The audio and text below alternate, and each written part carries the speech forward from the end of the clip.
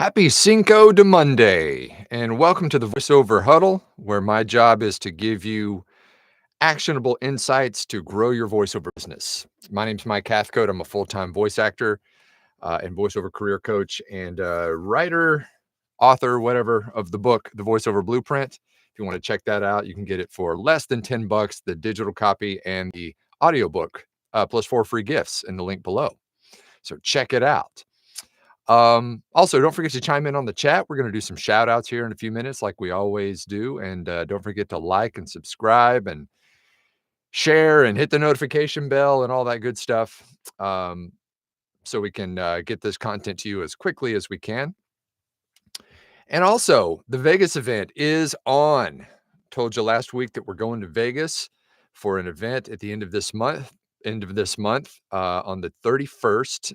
And it is basically, we'll call it kind of a VO 101. It is for beginners or maybe people who haven't even started, who are just, kind of their mind is boggled as far as how to get into the voiceover industry. It's going to be kind of a basic overview on untangling how to actually take that first step and subsequent steps into the voiceover industry. So if you're a brand newbie or even a pre-brand newbie and want to learn more about it, check out that link below. It's going to be a big time. So, okay, let's talk about, I want to set some expectations about this industry. And that is that patience is key in this business. We are, as humans, kind of pre-wired to want it now. We want it now. We want it yesterday, right? And like with anything worth doing, it takes time and it takes learning and patience and money and, it just takes a lot of stuff to kind of get you to where you want to be. And none of that stuff comes easy or quick. Um, there is no magic bullet. A lot of people are looking for that one thing that's going to like propel them to the front of the line or, to the big time. Not to say that it'll never happen, but most likely it won't. um, but if you do the things you're supposed to do, if you have a good foundation and you put those things in place and you rinse and repeat that stuff, it does happen, but it just may take a little while to do that. The old analogy, it's a marathon, not a sprint, right? Couldn't be any more true in this game. Um, but you have to be in it for the long haul, right? Um, if you're just starting this part-time, I'll be honest, it could take years for you to get where you want to go. But it will happen as long as you do the right things. I will also say that the more time you dedicate to this, the faster it will happen. So, if you are starting part-time, it's gonna take a little longer. So, be prepared for that journey. It's gonna be very hard to kind of make this thing happen overnight especially if you've got a full-time job and you're just kinda using VO to kind of build it up around the edges, waiting for that time when you can pull the trigger and leave your full-time gig and do VO full-time. But I will say that if you do this full-time, it does happen much faster because you can dedicate your full-time hours to it. That still doesn't mean it'll happen fast. It just may be faster because you're dedicating more time to it. Um, there's a lot of people who give up early.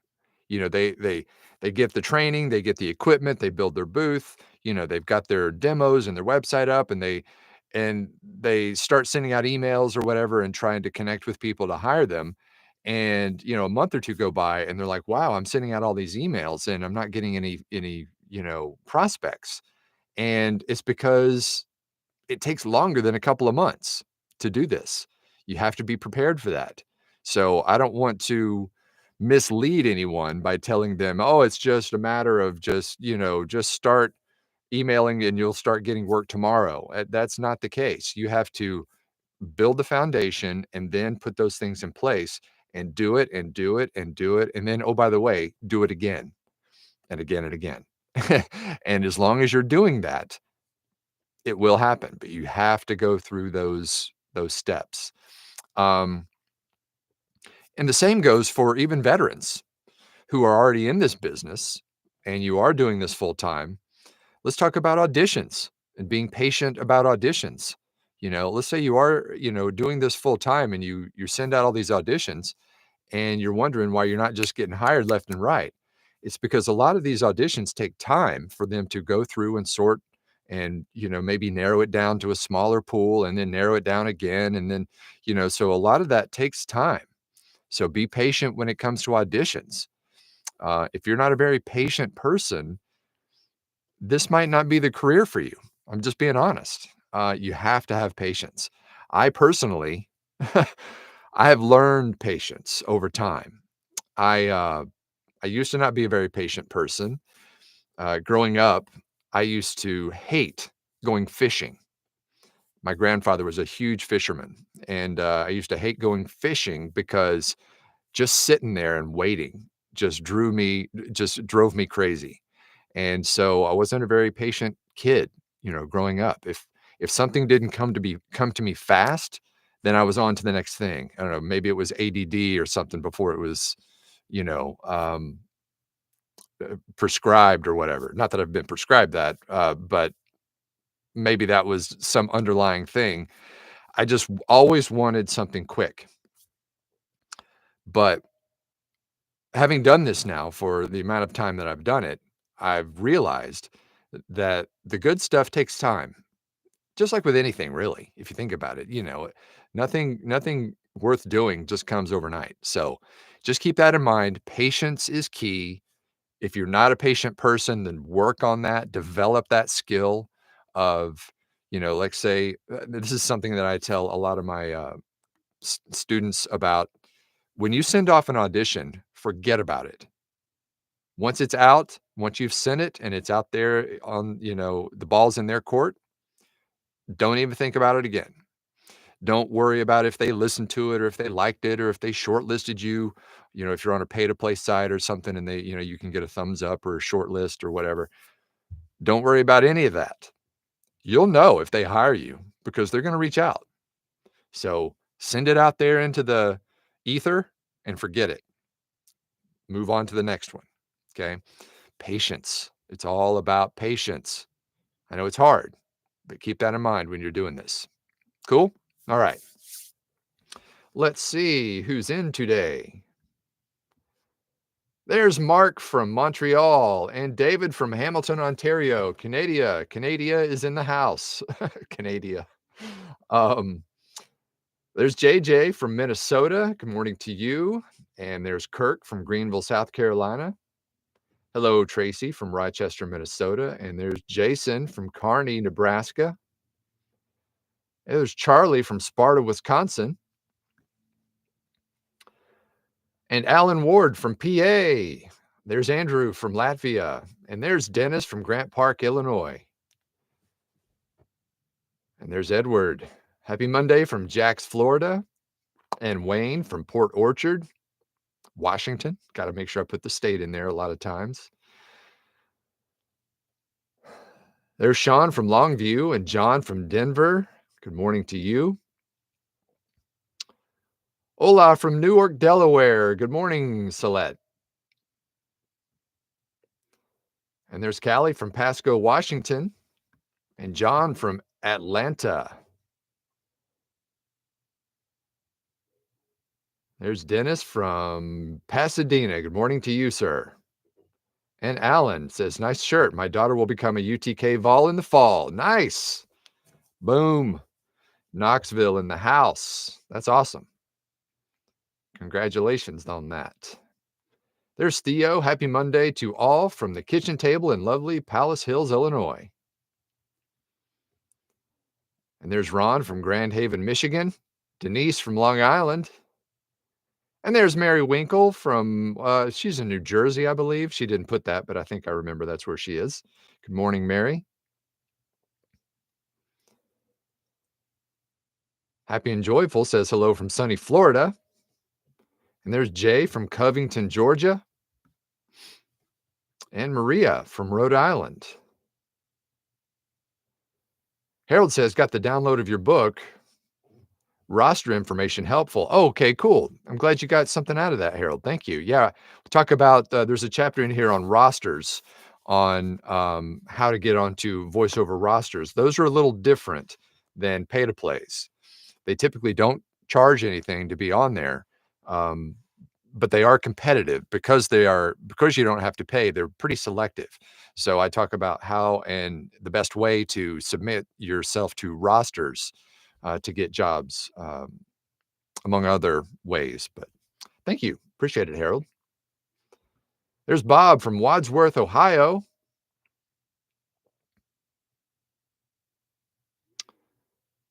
Edwin says, any chance I could get you all to change your live class to September when I will be there? Plus, put that on the taxes. Oh, yeah. I'm not sure what class you're referring to. Oh, I think you mean the Vegas class? Um, Here's the thing about the Vegas class, or yeah, the Vegas class. We're going to, if it works well, we're going to replicate that all over the country.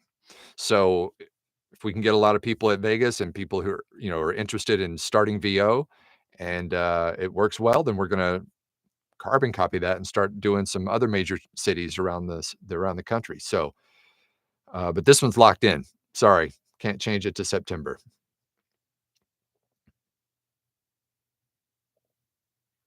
Dennis says, "Hi Mike, would you mind sharing a little about your VO startup timeline?" Okay, yeah. So, hmm, trying to think about the best. I mean, I guess you can go all the way back to 1995 when I started in radio.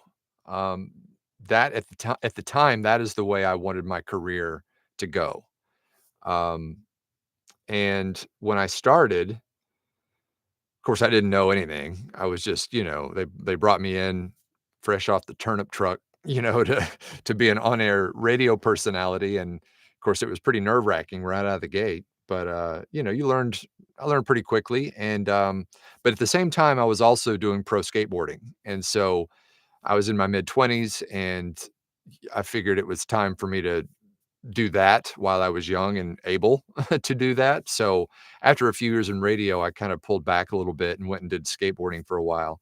But when I got back into it, um, a lot had changed. And this, by the way, I go into it very much in more detail in the book, but trying to just cliff notes it for you today.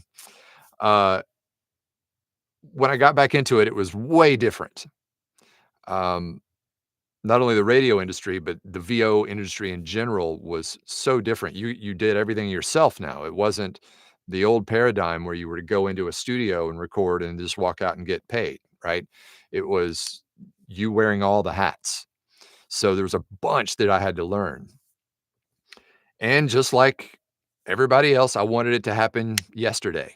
And I found out very quickly that it doesn't just happen that quick. You have to lay the groundwork. You have to get the right training and demos and, get your website up and learn a bunch of stuff about recording and editing and all that kind of stuff first before you can actually go out and start booking real work. So fast forward to, maybe 10 years ago is when I really started getting serious about this, and found Bill and learned everything I could through the blueprint, and, you know, jumped to last year, and that's when Bill decided he wanted to step down and start doing, more family stuff.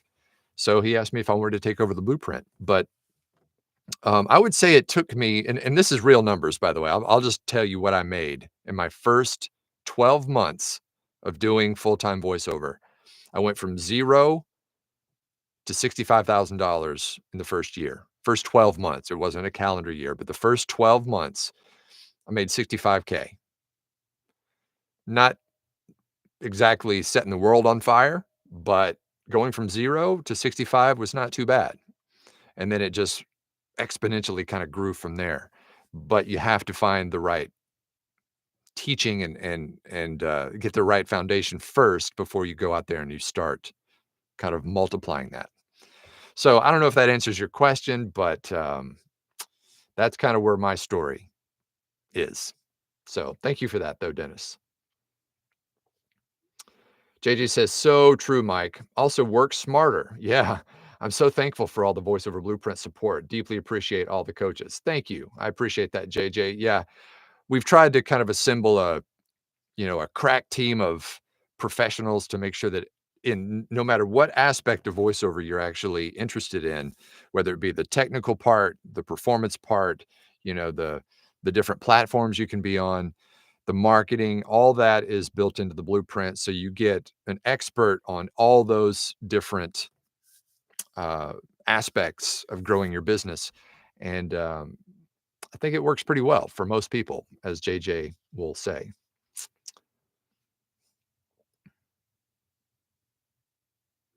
There's Dave from the desert of Arizona, south of Phoenix. Well, you're just real close to me then. I'm in Gilbert, which is a suburb of Phoenix. There's Kathleen from Evanston, Wyoming.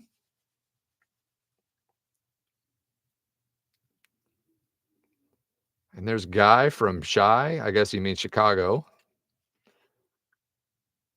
Jason says, spot on about auditions. Sometimes it can be months and even a year later, you get a call back. It's a numbers game, like you said, just audition a lot and keep moving forward.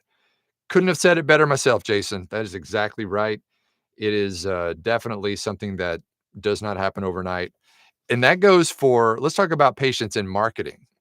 Uh, he made a good point about the auditions, but even in marketing, I've sent emails out to people, cold emails, first email out, and not gotten a reply for over a year from that person. But what do you know? They reply back and they give me work over a year later. So sometimes that bait sits out there for a while. And so you got to just be ready and sit there and wait on it. But it is a numbers game. The more of those pieces of bait you put out there, the better your chances are of nailing something. So just make sure that you are, doing the right things. But if you put the right stuff out there, it will happen. You just got to sit and wait.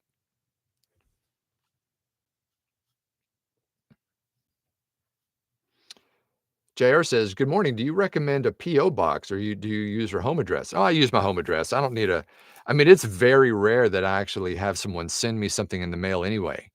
Every now and then I'll get checks in the mail from clients who prefer to send paper checks, and that's fine. I don't mind waiting on those. And that's another thing you got to be patient about is waiting on getting paid. um, so if somebody wants to send me a check, they just send it to the house. I've got it on my invoice. If that's where they want to send it to, they can just use that. But um, I don't mind checks because there's no transaction fees. If the client, if I'm familiar with the client, I'll wait on the check. No big deal. It could be a month or two. Who knows? Uh, but as long as that check clears, that's all that matters to me. Dennis says, very insightful, Mike. Thank you for sharing. Thank you, Dennis. Edwin says, thanks, Mike. Yeah, I know that that might be a long shot. Also, on average, how much do VOs make? 65K. How does the market treat you today? Getting your book today, send it to you to get signed instead of my socks. I mean, I don't know if you need to do that. Oh, speaking of that, by the way, everybody who attends the Vegas event is going to get a free book. So we've got that lined up as well. Okay, so let's unpack this. Well, like I said, I made 65 the first year. As far as how much you make, it's up to you. The more you work at it and the more you put into it, the more you're gonna make. I'm at the point now where it's in the multiple six figures. So, that's not too bad. And, I think I don't wanna jinx it, but I think I've probably, hit a plateau at this point, um, which is fine because that's definitely not, nothing to sneeze at, and I'm fine with that. But I'm always looking for more. And so I never kind of rest on my laurels. Always get out there and keep swinging for the fences, and it'll happen. But it's hard to actually say this is what voiceover actors make. You get out of it what you put into it, and I put in a lot. There's Nancy in Yankton, South Dakota. Andrew says, "That's like 9 years of income together from my past job." Well, I mean, if you don't like the job you're in, get a new one, you know? Um, I was kinda given a violent shove into the voiceover industry, or full time anyway, because my job ended, my previous job ended, and they told me that I could either take another role in the company or I could step out. So I was like, all right, well, I'd already been kind of laying the groundwork for VO, and I was like, okay, this is the universe telling me it's time to jump. So I jumped, and boy, it was scary because my wife had about 6 months earlier quit her main job to do her own thing too. So we were both kind of taking that leap into self-employment at the same time. Talk about scary. I mean, there was no like relying on the other person's income to, float us. So, but we did it. And boy, I couldn't tell you how relieved we are that we did because it just unlocked a whole nother stratosphere for both of us. So, anyway, I could talk all day about that. There's Tim from Altoona. Sean says, a timely subject for me today. Thanks, Mike. Pushing through the dip right now. Yep.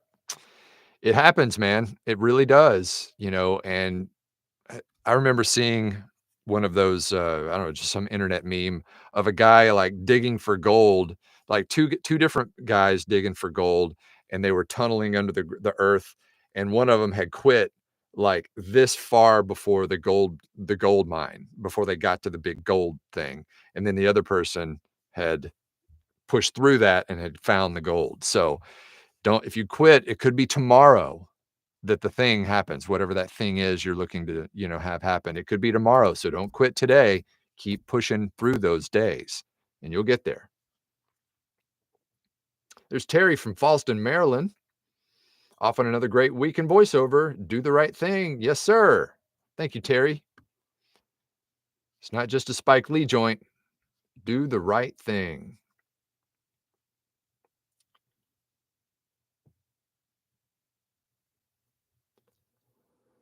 There's Joy from cold, rainy Southfield, Michigan. And Alan says, do you go straight to direct marketing at the start of your journey?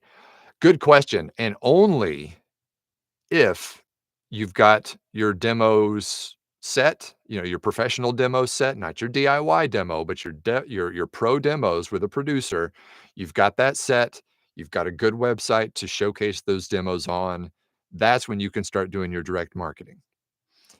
But only then should you do direct marketing. So if you're at the beginning of your journey and you are only working with a DIY demo, do not direct market. And the reason why is that you only get one shot to make a first impression. So if you're trying to direct market a DIY demo that you just put together on your own, I don't care if you think it sounds great. You're going up against people who have professionally produced demos, who have sometimes years or even decades in the game. So make sure that you are competitive. You don't have to let on that you're brand new to these people. Your work should show that. Your samples, your demos, all that should show that you are up to the challenge. I don't care if you've only been in this thing a year and you're up against people who've been doing this 30 years. They should be able to play your demo next to some of those veteran demos and not tell the difference as far as the performance and audio quality and all that. So that's why professional demos are so important before you start direct marketing. I've said this a bajillion times, and I'll keep saying it. Keep saying it. Only direct market pro demos. Happy and Joyful says, what CRM do you use to keep track of your VOs? You always do a great job. Thank you. I use a CRM called Cloze, Cloze. It is a great CRM. And it was originally created for the, real estate market, and it just so happens it works really well for voiceover. And so, I don't necessarily keep track of my VOs there as far as, my recordings and stuff. I have, hard drives for that, but it's what you use to keep track of your clients and potential clients. There's a lot of CRMs out there. Another good one, that was actually created for voiceover is called Voiceover View. That's another good one, but I use Close, and I've used it for years now just because it is so robust and it does everything I need it to do as far as segmenting, prospects and clients and leads and all that. But, a lot of people ask me whether or not they should do a CRM from the beginning, and it really kinda depends on, your financial situation because they do cost money. But I say if you plan on doing this for real, if you're really gonna make a go at this, I think a CRM does help from the beginning because what I did is I started with just an Excel spreadsheet, keeping track of everybody. And that quickly, because of the amount that I was marketing, I mean, I was reaching out to 50 plus people a day because I wasn't working, right? At the very beginning, you're doing all marketing and no work.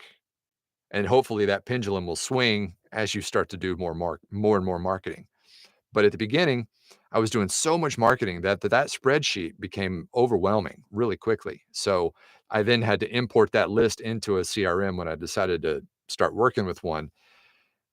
But if you wanted to start from scratch with a CRM, that way every person you reach out to, you can reach or you can add to your CRM then, and you don't have to worry about kind of doing that import later. So once again, it really kind of depends on your financial situation, but a lot of people will start with the CRM right out of the gate, and that's fine. If that's not you, no biggie. Oh, thank you, Mary. Mary says, "Thank you, Mike. Good stuff. You're awesome." No, you're awesome, Mary. Mary hosts our Thursday night performance webinar, and she is not only is she a voice talent, she's also an on-camera talent. So she's got all the skills when it comes to performance, and so she does our Thursday night webinar for the Blueprint. Harold says, "What music bed resources do you recommend for demo production?" Okay, uh, the one that I usually send people to is the YouTube Studio Library, or I'm sorry, the YouTube Audio Library. If you're a YouTube subscriber, um, which is free, you can go into your YouTube Studio, and in the studio, there is an option for Audio Library, and you can get a ton of royalty-free music right off of YouTube. You just download it right there. Another good one that I've seen is one called Purple Planet, Purple-Planet, where you can get lots of free music there. And another really good website for sound effects is called freesound.org. Freesound.org. You can get all kinds of cool sound effects. You can also get sound effects on YouTube as well. But if you want to pay for a service, Storyblocks is great. It's not cheap, but they've got everything, even stock footage and stuff like that, which I use a lot for video demos. But um, that should be a good start for you to get either audio or video. Joyce says, if I want to start off with commercial work, can I start with just one professional commercial demo and direct market with that one? Oh, sure. Yeah. In fact, Joy, that is one of the things that people usually start with is a commercial demo, because that really shows a lot of different range. You can get into one of these specialized demos like medical narration or e-learning or whatever. That's not going to be able to show as much range as if you just come out of the gate with a good quality commercial demo that shows lots of different spots, maybe 5 to 6 different spots with lots of different range in there.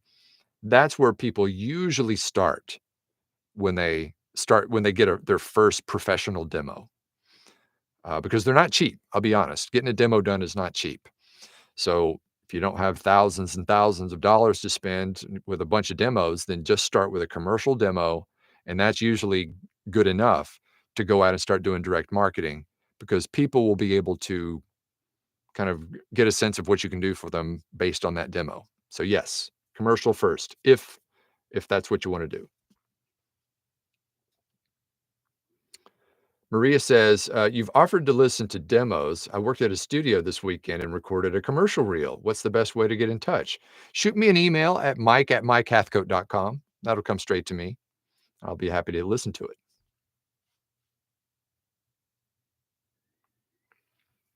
Happy and Joyful says, thank you. Dave says, please, people, pay for your demo by a pro. Save, wait, get it done right, in my opinion.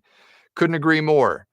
Thank you, Dave. And that does go for if you want to do this, for real. If you want to, I've said on here before, DIY demos are fine if you want to kind of just play on some of the platforms like Fiverr and stuff like that.